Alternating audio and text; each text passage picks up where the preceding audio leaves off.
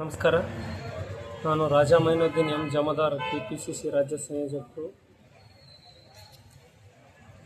ಇವತ್ತಿನ ದಿನ ನಮ್ಮ ದೇಶನೇ ಬೆಚ್ಚಿ ಬೀಳಿಸ್ತಕ್ಕಂಥ ಒಂದು ಈ ಸುದ್ದಿಯ ಪ್ರಾಯೋಜಕರು MOS electronics. TV, fridge, air cooler, washing machine, LED TV, grinder ಸೇರಿದಂತೆ ಮನೆಯಲ್ಲಿ ಬಳಕೆಯಾಗುವ ಎಲ್ಲ ತರಹದ ಸಾಮಾನುಗಳು, ಎಲ್ಲ multi brand products Bajaj EMI ಕಂತುಗಳಲ್ಲಿ ಸಿಗುತ್ತವೆ.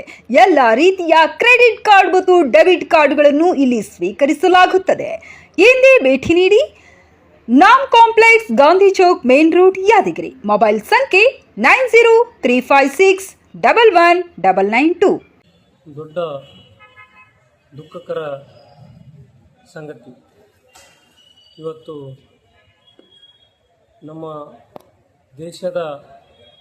ದೇಶದ ಒಂದು ಭದ್ರತಾ ಲೋಪದಿಂದ ಆಗ್ತಕ್ಕಂಥ ಈ ಒಂದು ದಾಳಿ ನಾವು ಖಂಡಿಸ್ತೇವೆ. ಇದು ಉಗ್ರವಾದಿಗಳು ಯಾವುದೇ ಜಾತಿ ಧರ್ಮ ಯಾವುದೂ ಇರಲ್ಲ. ಅವ್ರಿಗೆ ಯಾವುದೂ ಇರಲ್ಲ. ಅವ್ರಿಗೆ ಏನಿರೋದು ಬರೀ ಸಾಯೋದು, piಡಿಯೋದು, ಅದೇ ಅವ್ರ ಕೆಲಸ. ಆದರೆ ಇವತ್ತಿನ ದಿನ ನಮಗೆ ನಮ್ಮ ದೇಶದ ಹಾಗೂ ವಿದೇಶಿಯ 27 ಜನ ಇವತ್ತು ಆ ಉಗ್ರರ ದಾಳಿಗೆ ಮೃತಪಟ್ಟರ. ಅದರಲ್ಲಿ ನಮ್ಮ ಕರ್ನಾಟಕದ 3 ಜನ ಕನ್ನಡಿಗರು ಅತಿ ದುಃಖ ತಂದದ್ದು. 3 ಜನ ಕನ್ನಡಿಗರು ಇವತ್ತು ದಿನ ಮೃತಪಟ್ಟಿದ್ದಾರೆ.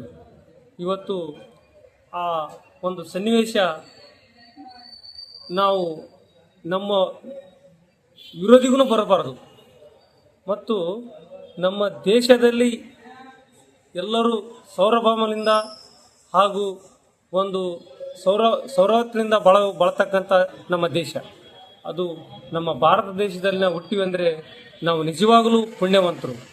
ಮತ್ತು ನಮ್ಮ ಕರ್ನಾಟಕದಲ್ಲಿ ಹುಟ್ಟಿದ್ದು ದೊಡ್ಡ 7 ಜನ್ಮದ ಪುಣ್ಯ. ಮತ್ತು ಇನ್ನೊಂದು ವಿಷಯ ಏನಪ್ಪ ಅಂತಂದರೆ, ಇವತ್ತಿನ ದಿನ ಸನ್ಮಾನ್ಯ ಶ್ರೀ ಮೋದಿಜಿಯವರೇ ಒಪ್ಕೊಂಡ್ರ 11 ವರ್ಷದಲ್ಲಿ ಇವತ್ತಿನ ದಿನ ಇದು ನಮ್ಮ ಭದ್ರತಾ ಲೋಪದಿಂದ ಆಗಿದೆ ಅಂತೇಳಿ ಸನ್ಮಾನ್ಯ ಶ್ರೀ ನಮ್ಮ ದೇಶದ ಪ್ರಧಾನಮಂತ್ರಿಯವರೇ ಒಪ್ಕೊಂಡ್ರ.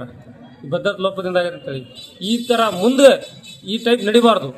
ಮತ್ತು ಇವರೇನು ಉಗ್ರವಾದಿಗಳ ಒಂದು ಜಾಲ ಇದೆಯಲ್ಲ, ಉಗ್ರವಾದಿಗಳ ಜಾಲನೇ ಅಳಗಾಡ್ತಕ್ಕಂಥ ಶಕ್ತಿ ನಮ್ಮ ದೇಶದಲ್ಲಿದೆ. ಹಾಗೂ ಇದು ಅವರ ಒಂದು ಬುಡೆ ಸಮೇತ ಕಿತ್ತಾಕ್ಬೇಕು. ಉಗ್ರವಾದಿಗಳ ಬುಡೆ ಸಮೇತ ಕಿತ್ತು ಭಸ್ಮ ಮಾಡಬೇಕು. ಈ ಉಗ್ರವಾದಿಗಳಿಗೆ ಗಲ್ಲು ಶಿಕ್ಷೆ ಏರಿಸಬೇಕು. ಅಂತಿಂತ ಗಲ್ಲಲ್ಲ, ಇವರಿಗೆ ನರಕ ಯಾತ್ರೆ ಮಾಡಿ ತುಂಡು ತುಂಡು ಕತ್ತರಿಸಿ ಈ ಉಗ್ರವಾದಿಗಳಿಗೆ ಶಿಕ್ಷೆ ಕೊಡಬೇಕು. ಯಾರು ಮಾಡಿರ್ತಾರೋ ಅವರಿಗೆ ಶಿಕ್ಷೆ ಕೊಡಬೇಕು ಅಂತೇಳಿ ನನ್ನ ಒಂದು ಮನವಿ, ಸರ್ಕಾರಕ್ಕೆ ಮನವಿ ಮಾಡ್ತೀನಿ.